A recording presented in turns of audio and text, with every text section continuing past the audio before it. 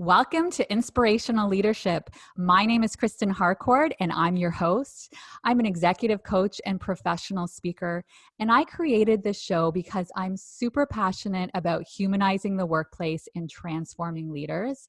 I truly believe if we help leaders to be more self-aware, more emotionally intelligent, and more mindful, we can really create organizations where people are happy and excited to go to work and do their best work and have a lot of meaning. And so I am also very super excited to introduce you to today's guest.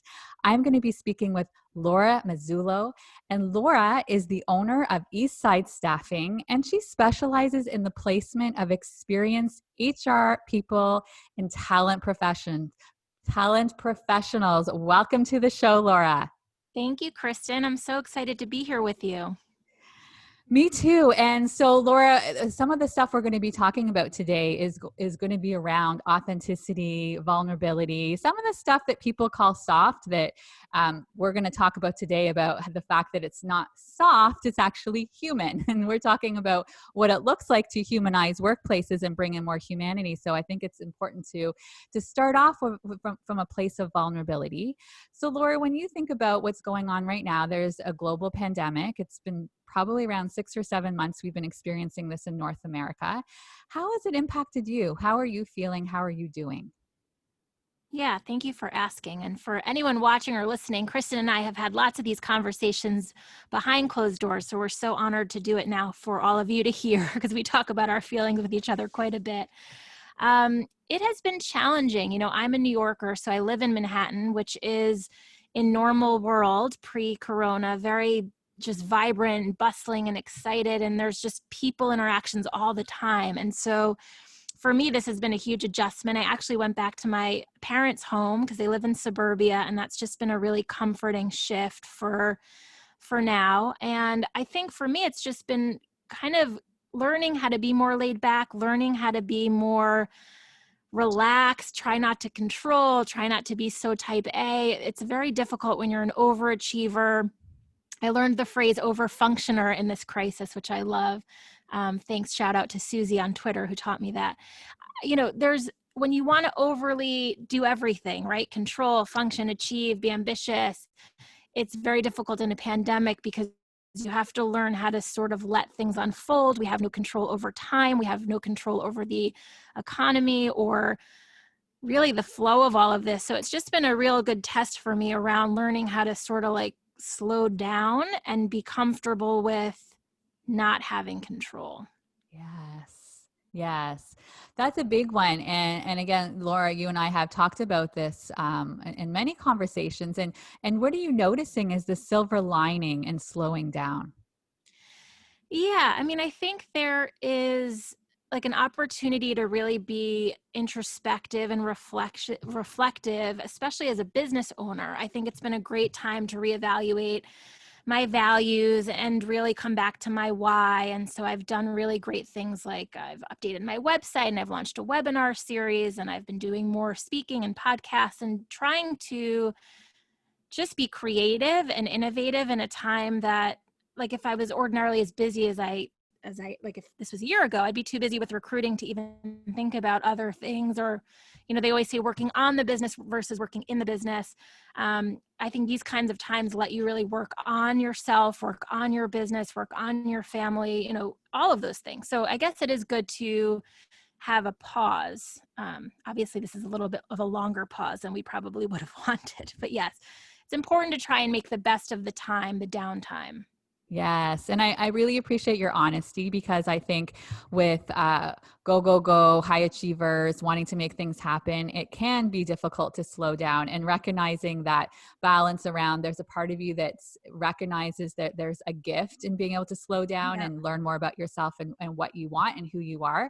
And also recognizing there's times where it might feel a little bit frustrating or overwhelming or annoying. And all of those are completely fine and normal emotions to experience, and to not judge yourself for those days where you might just be thinking, you know, I just wish this would be over and I could just hang out in New York City and be with my people and do what I used to do. It's okay to have some of those days. It's just recognizing where that's coming from, and giving yourself a lot of self-compassion and grace.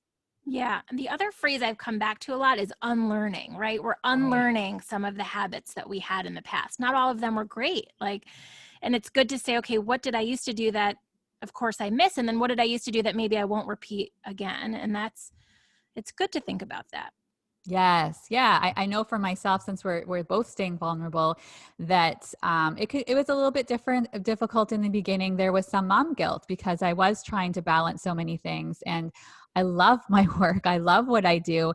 And there were times where I was just saying, okay, the kids, you're going to be on a little bit more technology than you would normally go on, recognizing that I might have some clients who are in crisis or really struggling and going through some difficult times, and that they're going to be okay. If they were on technology all the time, every day for I don't know how many days, then there'd be an issue. But Right. also recognizing that they're going to be okay, and there's this.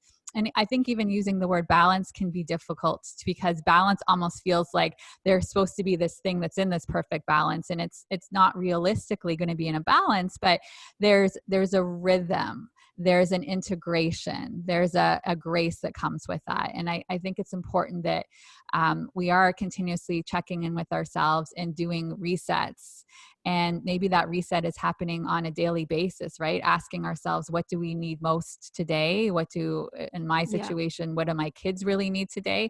And sometimes that might have been, you know what, I'm noticing I don't have that many clients later in the week. I'm just going to take that day off and move people around so that I can have my mental health care day, self-care day, and then we can have some quality time together as a family as well. Yeah, I think you're the one who taught me that, to put on the calendar, like, take today off or don't book any calls today. And I've done that a few times now, because if I leave the calendar open without that reminder, I just start booking calls. And Right. then it's like, oh, I forgot I haven't taken a day off in 3 months. It's probably a good Yes. idea.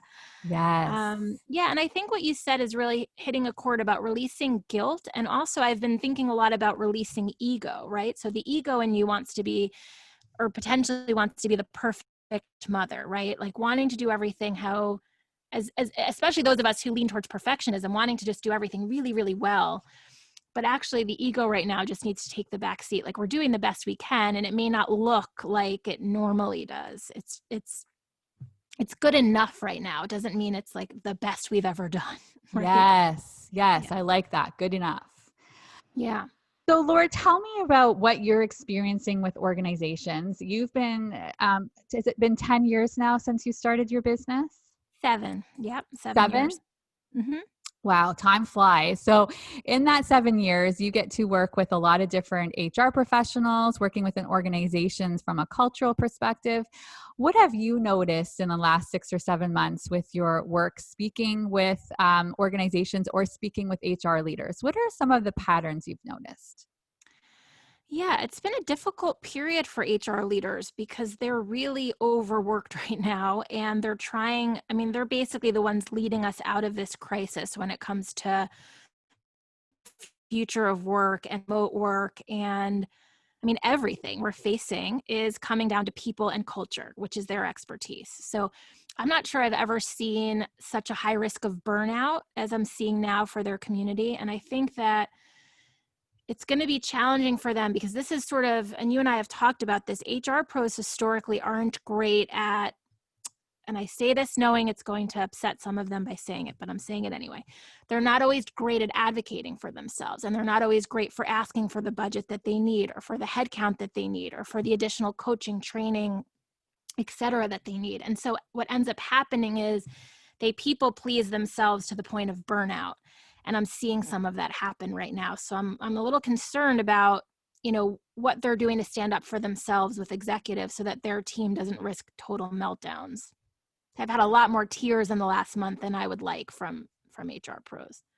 Yeah, it's a lot. There's a lot, and on one hand, I think that people are really recognizing how much HR does in the organization and how quickly they've responded and are dealing with crisis and putting plans into place with a playbook that doesn't exist, right? So Right. they're having to make things happen very quickly, from the lens of how can we really take care of our people, but also recognizing that, and we can talk a little bit more about this because I've experienced this, and again, we're not generalizing, because I think there's some HR leaders who really understand the importance of investing in themselves, putting time and money in themselves, as well as having those difficult conversations, holding up the mirror, having courageous conversations and say, hey, this is what's going on in the organization and it's not good and we need to do something about this.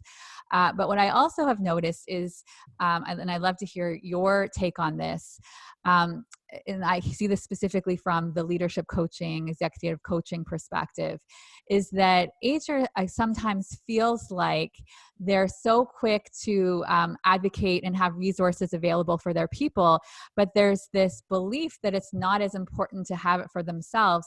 And I don't even, maybe important is not even the word, that they don't deserve it in the same way. So for example, I remember what actually was based on a post you had written, and speaking to a CHRO who said, yeah, I absolutely believe in investing in myself and investing in others. That's why I work with a coach outside of the organization. I don't think it'd be appropriate for me to ask for an executive coach. And it really caused me to take a step back and pause and be incredibly curious. And that's the perspective I really try to take with everything. Incredibly curious. Why would you, as a CHRO, not be able to have access to an executive leadership coach just like the rest of the senior leaders on your team? Is it because you're in HR, so you should be at a place where you're suddenly done growing and developing, that it's not the organization's responsibility to support you in that way? So I was quite surprised by it. And then I recognize, I think that's where some of the challenge is that there is this story that they shouldn't have, for some reason they're at a place, or because they're all about people and development, that for some reason that they shouldn't have access to the same investments. Yeah, I mean, I come from a place of curiosity also. And so I agree with you. I think when we talk about this, some HR pros feel really defensive because they feel like maybe we're critiquing them. And I want to say, I think this comes from a place of curiosity because we want to see it improve. And so to see it improve, we actually have to first address the issues, right? We can't pretend they don't exist. So I think there's a couple of issues. There's obviously the outside factors, which everyone feels comfortable with, which is that executives historically haven't valued HR. Historically, HR was seen as a cost center, so therefore didn't have any budget whatsoever for their own team. There were always pressures on HR to be sort of the fixer, the perfect department that was formal and rigid. And so all of those come into play. But I think the part that we're not talking enough about is then what are we doing internally? Like, how is an HR pro showing up? So maybe that's what's happening on the outside.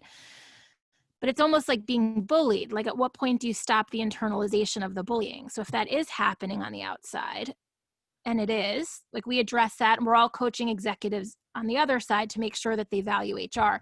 What concerns me more is how HR has let that affect their own worth and their own value. And so therefore don't think to ask for extra budget. Don't think to ask for extra time off. Don't think to ask for extra headcount or coaching, or even external recruiters. Like, when they come to me, they're often like, I had to ask for months, or I was scared to ask, or I didn't go, or I assumed they wouldn't let me. And then when I talk to an executive, sometimes like a CEO will say, of course they could have a headhunter. Of course they could have an external recruiter. They didn't come to me for whatever their story was, like you say, for whatever that's about. Sometimes they'll hire an external coach. I'm sure you've seen this, and they'll pay out of pocket instead of letting the business pay for it, which is also sort of amazing to me, considering there is budget there for them. So there's some shame there, and there's definitely this again is an unlearning of, you don't have to have all the answers. It doesn't mean you're weak if you need external help. It's kind of coming, I think, from a place of humility instead of a place of having all the answers. And that's a big shift for the profession. Mm-hmm. And are you starting to notice some of that? I mean, my experience has been, there's been a lot of vulnerable shares, and so much HR pros checking in. And sorry, I'm not going to make this just about HR. A lot of leaders, right? Just saying, hey, how are you feeling today? What's going on with you? It's okay if you're having a tough day. It's okay to not be okay. Do know there's supports out there. There's supports available. If anyone's feeling like they need to jump on a call just to talk about what they're experiencing, I'm here for you.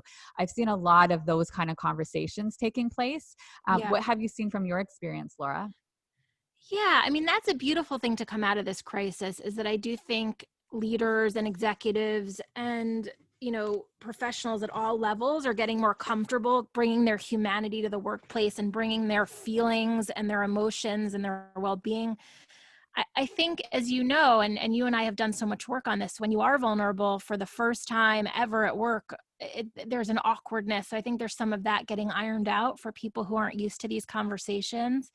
And that's okay. I mean, I think it's kind of sticky and icky and uncomfortable. And that's what I mean. I've had a lot of intro calls with kind of classic New York corporate people who never show feeling, who are always rigid. And then somewhere in the middle of the call, they'll break down in tears and say, like, I'm so sorry. I don't know where this is coming from. And I'm like, don't apologize. I'm so honored that you feel safe with me to do this. You have to get it out. So whatever is coming up, I hope people are finding an outlet professionally, which is separate than therapy and separate than family. I mean, I do think it's important in your profession to talk about the realness of it all. Yes, yes. And speaking of realness, I'm going to be super real right now in this moment for a second and just move my little dog for a second because he's snoring super loud. So give me 1 second Of because this course. is real. I'm at home with my dog and my dog is snoring. Give me 1 second. Oh, I'm sad we've bored him to the point of sleep. Little cutie pie. He's all good now. I could just hear him snoring so loud. It was so sweet. He's having a nice dream, I think. Oh, he's probably tired too. I think animals are feeling all of this as well. I think he's tired because he is absolutely loving the fact that he's getting 3 or 4 walks a day when true. it used to be 1 and family walks every single evening. So I think he's actually enjoying all of the extra attention. Sure he is. So Laura, tell me about when you think about organizations and where you'd like to see them positively shift or maybe they're already there and continuously to progress in this direction when it comes to being a human workplace, when you think about it from the talent management perspective, because you really coach and advise organizations. And what would you like to see change in organizations when it comes to recruitment and talent management? Yeah, it's such a great question because we could talk about it for days. But the first thing that came to my mind is it's a big mindset shift from what do we want and need to what do they want and need. So like for a lot of leaders, they feel like, especially if it comes to hiring, I mean, quite literally, they'll just say, okay, here, I wrote out all the things I need and want, go find it. And then I sort of challenge them with, okay, let's think about the candidate. Let's think about this ideal person you've created. What do they need and want? And often there's a disconnect, right? And we have to go back and revise and look at it. The same is true of talent management once they're working with employees in their organization. So, for example, right now, a lot of companies are saying, this is remote work only until the pandemic is going on. Once it ends, you'll all come back. But if you talk to employees, a lot of them want flexibility, or they're liking parts of this, or they're seeing their lives look a little different. Some are relocating, and I often encourage leaders to think about what's best for their employees, not just for themselves. And it's a subtle shift from what do we want to what do they want, but it really can change things so profoundly if done well. Absolutely. I think that's a really important distinction. It is about asking questions and not making assumptions. Yeah. Because, The it reminds curiosity that we talked about. right. Because it's very easy to make assumptions. I remember this happening even before, but like there's been a lot of organizations who understood the benefits of remote work and have been doing this for a long time.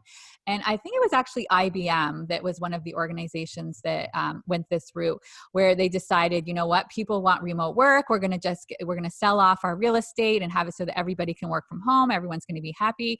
And instead of piloting it to make sure is that what everybody really wants, they just kind of went into it full blown. And what ended up happening is a lot of people recognized that it was nice to work from home a couple of days a week, but they didn't actually like doing it all week because they started to feel quite lonely and quite removed and separated from the business. And so they were missing that sense of community. And Right. so a lot of people were actually going to some of these organizations that be created for people who are going to go all work together in these kind of co-working spaces because they were missing so much of that community.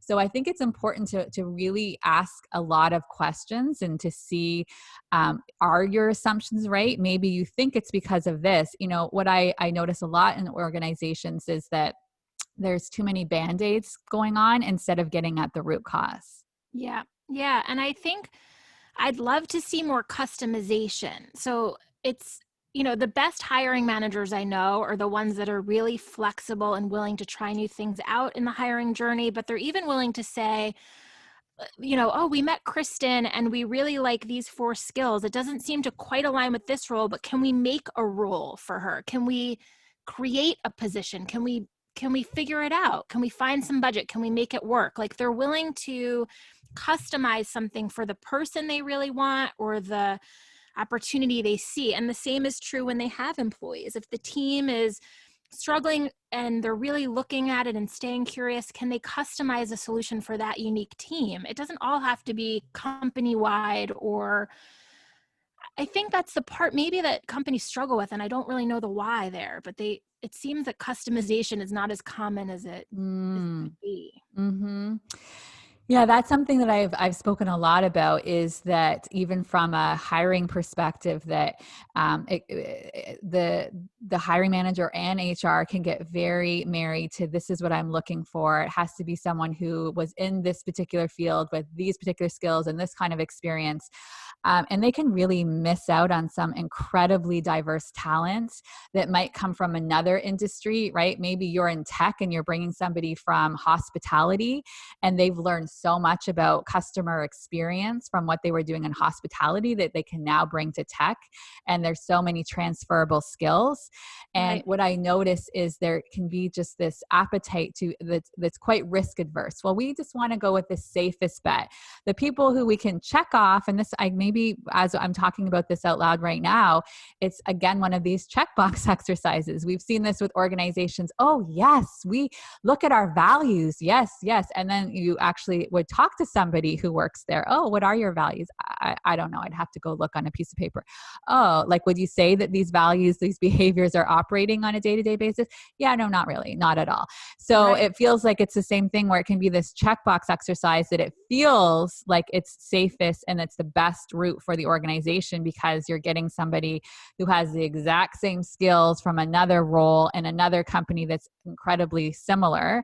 But I actually think can be quite a disadvantage, and you're not going to grow and innovate and be creative and have different ways of seeing things if you're not open to bringing in people with diverse views and bring in other skill sets. And I honestly believe you Completely hire agree. more for attitude than skills.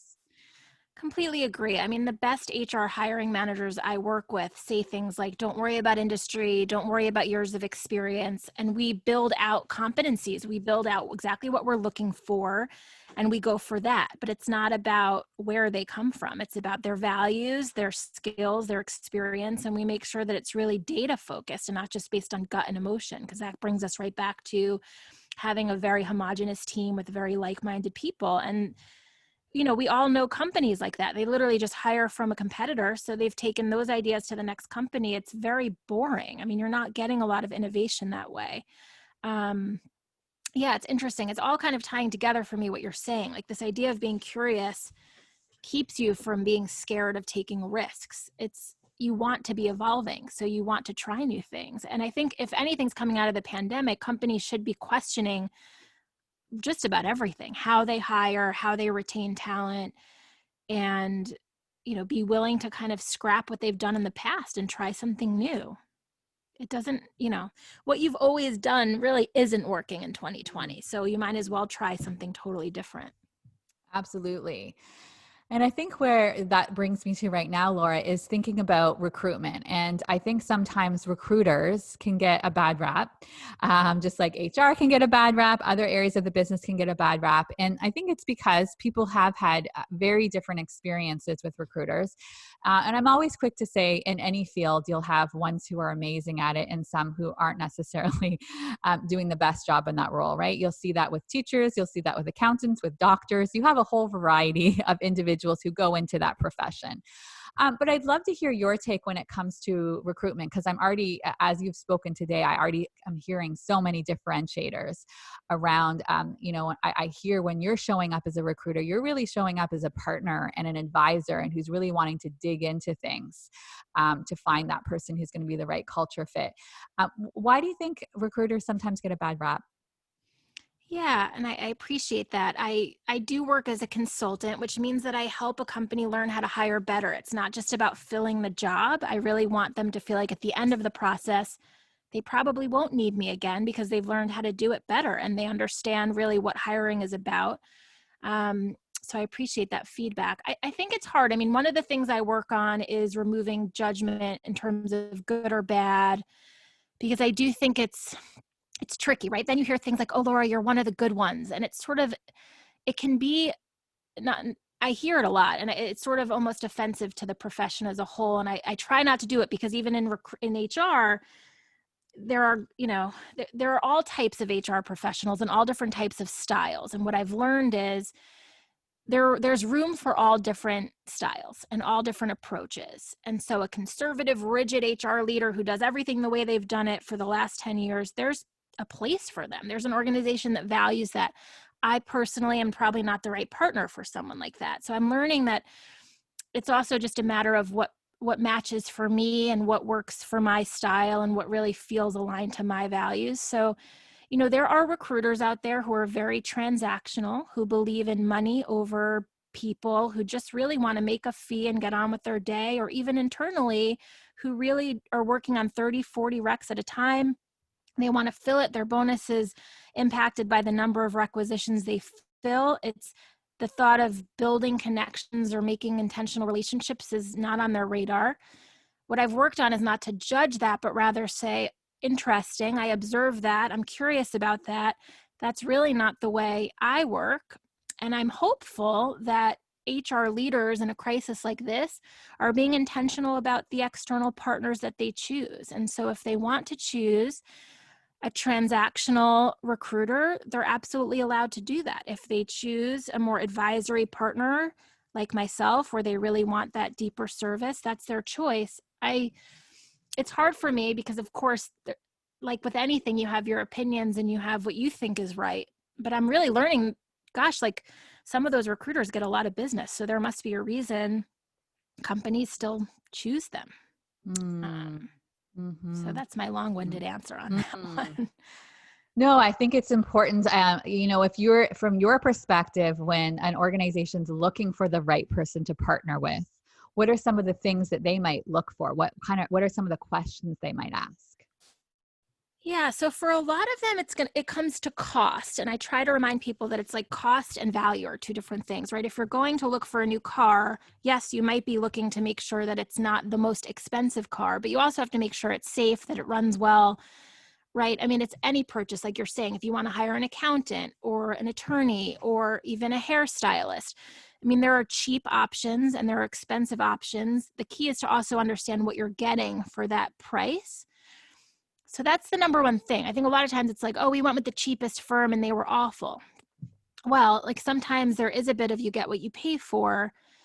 So that's the first thing, is kind of grappling with that concept in your brain a little bit. I think with any purchase, why are some jeans $200 and some jeans $30? I mean, every purchase in life, everything, right, there are ranges. So that's the first thing to start to think about. I think the second thing is to think about really what you want your company, how you want your company to be represented, because the external recruiter is really a representation of your brand.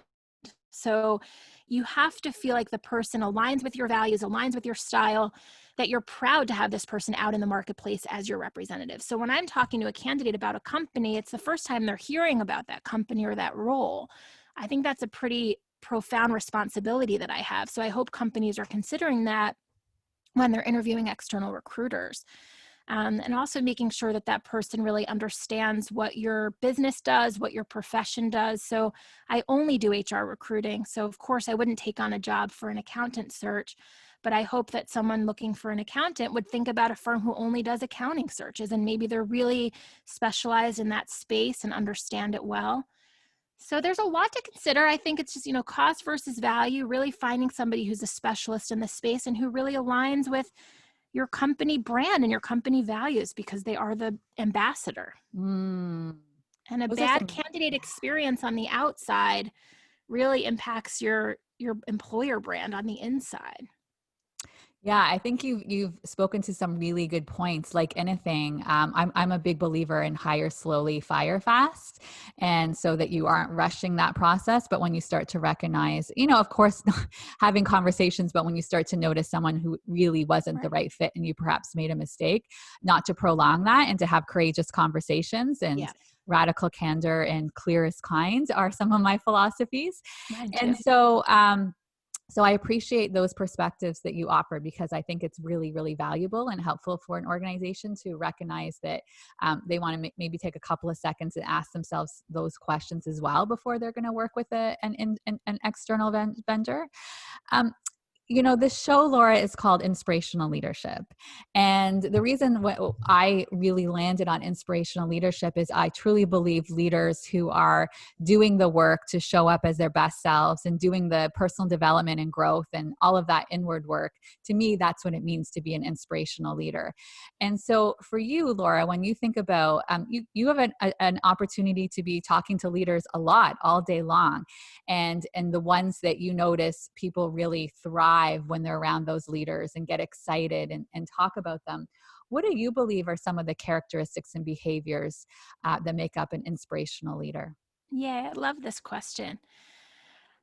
For me, I think we hit it with curiosity. So I think there's a willingness to always be learning and evolving. And for me, that ties into humility. And these are two of my core values. So I know I'm biased in saying this, but I do think you have to be humble to be curious. You have to be willing to question and unlearn so much of what you knew before. So, the best HR leaders that I talk to, or leaders in general, are willing to say, we've done this before. I'm not sure how great we did at it. It might have worked in the past. I want to start over. What can we do differently? I worked with a hiring manager a couple of years ago who was amazing. She was out of consulting, and so her mindset was all about curiosity and questioning. And I send all of my clients data throughout the search, like usually at the end of the week, kind of an update on where we are, the challenges we're facing, the progress we're making. And she would call me and say, can we put things in here too around lessons we're learning, areas I'm improving, if you see things that are coming up.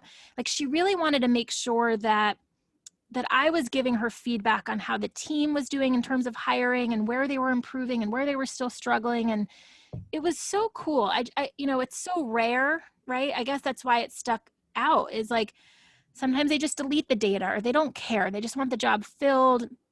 Usually not people who partner with me. They like the data, but truly it's hard for people to process it and internalize it and digest it. So the good leaders are willing to say, or leaders I admire are willing to say, I'm learning. I'm so excited by what I'm learning. Even if it's something like hiring, it's a skill and all skills evolve. And so there's a willingness to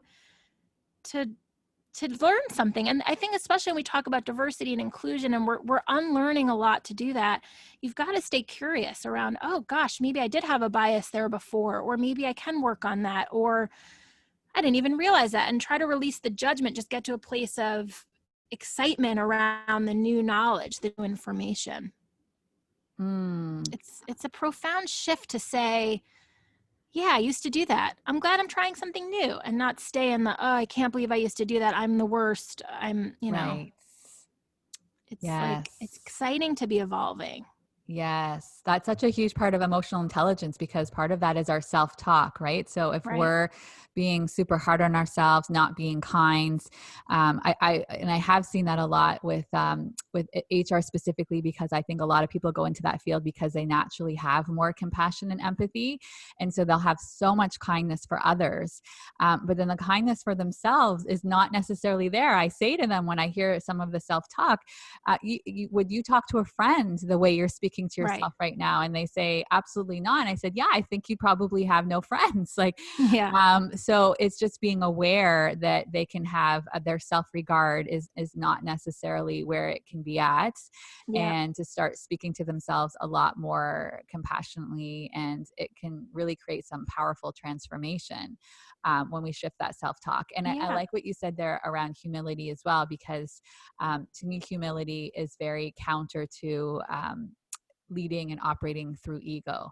And Yes. so through ego, it's always the when you're operating from that place, it always has to feel like there's somebody that's right and somebody else who's wrong. Yes. And so then there's always, Exactly. right, so there's always a winner and a loser. And it's like, oh my gosh, imagine how nice it would feel if you could go through the world where it's more of a collaborative a collaborative effort. You can Yep. both win. There is no my way or your way. And to recognize, oh, there's probably multiple ways of doing this. And oh, I'm always seeing things through my perspective, through my lens, through all of the experience that I've had from this day and Yep. since the day I was born. And so I think that humility, I agree with you. I think it's such a huge part of leadership, because when people show up with that humility, there's just naturally more vulnerability and transparency that shows up. And people are so attracted to that, because Yep. now they're seeing every day, oh, that's what it looks like to be a leader. So I can be like that as well. It deepens connections. Yeah, you hit something there with the right or wrong. That's how I've been feeling lately about the good or bad. It's like maybe there's not good HR, bad HR, good recruiters, bad recruiters. Maybe there's this like idea of learning instead, and difference in approach and difference in style. And so it's important for leaders at any role, at any level, to think about who they are and how they want to show up. If they want to show up with ego and with arrogance and with rigidity, they are more than welcome to, and there is room for them. Unfortunately, there's plenty of organizations who value that. But if they really want to make a shift to humility and curiosity and more of that human empathy, there's room for that too. It just takes a little bit more work and maybe some Mhm. unlearning. Um, the other thing I would say, because this comes up a lot for HR pros, is this kind of like you're saying, the shame and guilt around mistakes they've made or how they're evolving. They're kind of stuck on, gosh, I can't believe I used to do that or did that. I try to remind them too, there's a lot of societal conditioning coming our way as women, as HR professionals, as recruiters, around, like you're saying, this bad reputation we hear and some of the just all the messaging, right, that we've heard. And so yes, we can blame the outside a little bit, and that kind of helps just take some of the weight off our shoulders. Like, oh, no wonder I feel that way. I've been conditioned to feel that way, or that's the norm. But then to take some accountability and responsibility and say, okay, so the story I'm telling myself, to use Brené's famous line, is, HR pros never get a budget because leaders never give us any money, and we're not worthy of learning because we're supposed to have all the answers and we're supposed to be perfect. Like, okay, sure, yes, that's some societal conditioning. And then what? Like, what are we doing with that information? Are we challenging that, or are we just kind of accepting that in defeat? I mean, I think we can challenge it.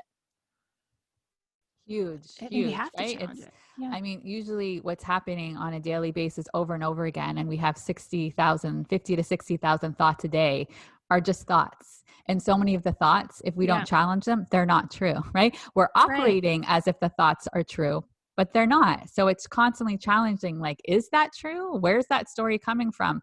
Do I need to believe that? Oh, actually, I don't believe that at all. I actually think that that's not a story that I actually believe in at all, right? So unless we're witnessing and becoming aware of the thoughts, then they can just be operating in the background unconsciously and impacting our behavior and our Yeah. actions. Yeah. And I remind HR pros to talk about these feelings with a peer, like you and I do with each other, because we're all human and we all have these feelings. If there's something that comes up for you, like being able to say to a friend, like, hey, have you ever felt like we can't ask for budget in HR? Like, how have you handled that? And you'd be amazed that your peer will say, oh, of course, I have that thought all the time. Here's how I've worked through it. Or, Mhm. gosh, I haven't worked through it yet. Let's work through it together. Like, the more we normalize these feelings and thoughts as real and common, I think that we're going to get through it as a team better. Um, these aren't things that we're supposed to be attacking alone. This is the Right. evolution of work. It's going to take some collaboration here. Yes, yes. Having that community. And I think that's speaking to the vulnerability as well, right? To be honest and say, have you experienced this? And then the peer beside you is thinking 100% I've experienced that. But sometimes until that one person brings it up, they're not talking about it, right? It's like the Exactly. elephant in the room. Everyone's thinking it, everyone's feeling it, but they're not actually expressing it. And so sometimes it is taking that vulnerable step forward and expressing something. And guess what? You have a whole community that has experienced the same thing. So you're not alone. It's Yeah. reminding people that they're not alone. It's so true. And it's really like, we have to start talking about it. We have to start saying things like, this is uncomfortable for me. This makes me a little nervous to say. I don't quite know how to word this, whatever. Just get it out with a person or a peer that you trust. You can't really evolve if you aren't engaging. I don't know, maybe it's the extrovert in me, but I heal through talking it out with someone else. I mean, I don't think you can do it all by yourself in your own head. Well, and It's I think what you're speaking to is really important because I think introverts tend to be more comfortable one-on-one. They aren't necessarily as comfortable in the group. So being Yeah. able to have that one-on-one conversation is a safe space where they are comfortable sharing.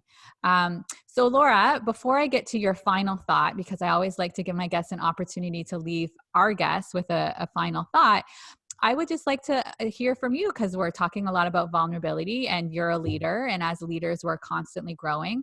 What's an area that you have identified that you know that you want to continue to grow and develop that skill as a leader? Yeah, I think negotiation is the first one that comes to my mind. I think as a woman and as a small business owner, there is sometimes a desire for me to people please and to make the other party happy. And I actually have learned a lot, frankly, from a lot of men in my network who are entrepreneurs or recruiters. I just tweeted about this morning, so it's funny that you're asking me. I didn't know she was going to ask me this one. Um, I used to hear like, oh, we don't have a budget for you. We can't afford you. And I would start to panic and maybe think about reducing my fees and kind of just freak out trying to please them, right? And it was men in my network who said to me, they probably do have more money in their budget. They're just kind of negotiating. They're just being hard, but you can stand in your worthiness and you can ask for what you're worth. And when I learned that, it changed so much for me, even how I negotiated for candidates. Like Mm, I they are worth what they're asking for. I'm worth what I'm asking for. And so it does sometimes get uncomfortable to push for it. But it's a lesson I'm still working on, but now I think I'm much better at it. And I've realized how powerful it is because when we support each other in this way, we really do lift all of us up. And and I've been lucky to have a lot of clients who have said to me, you're undercharging. Go ahead and send me another invoice, who have been able to help me come out of that uncomfortable part. Um, and so I think there's power in women supporting women. I think there's power in small business owners supporting each other. And I would just say to anyone who's launching a business or who has launched a business, like really stand in your worthiness and try to, that's why, again, we have each other to talk to, but really remind yourself that you're worth what you're charging, even if they're trying to make you feel bad about it. Um, and this goes even if you're in-house and you're asking for that budget and they're starting to give you some challenging words back, you can stand in it. Just not, you don't have to back down. such an important discussion. And there's a great book I'm actually reading right now called Asking for More. Amazing, talking all about negotiating, and specifically it's I'm not sure if she might be in New York.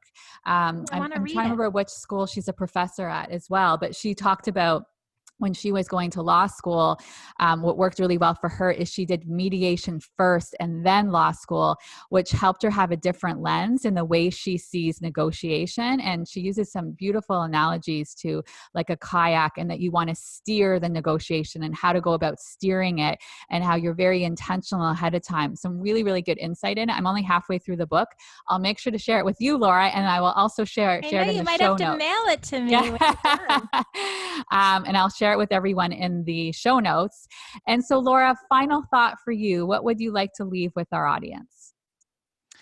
I would say, remind yourself you are surviving a pandemic. It is not a small feat. I think that sometimes we undermine the gravity of it when we're trying to cope, but it's a big deal. This is a very historical moment in all of our lives. So be kind to yourself, ask for help where you need it, try and make a peer or two in your network that you can talk to professionally, and keep trying to help other people rise, whether it's employees in your organization or small business owners or peers or family members or whomever.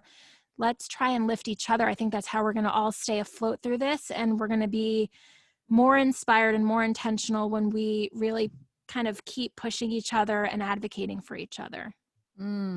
Beautiful final thoughts. I'm such a believer in rising. We're all here to rise each other.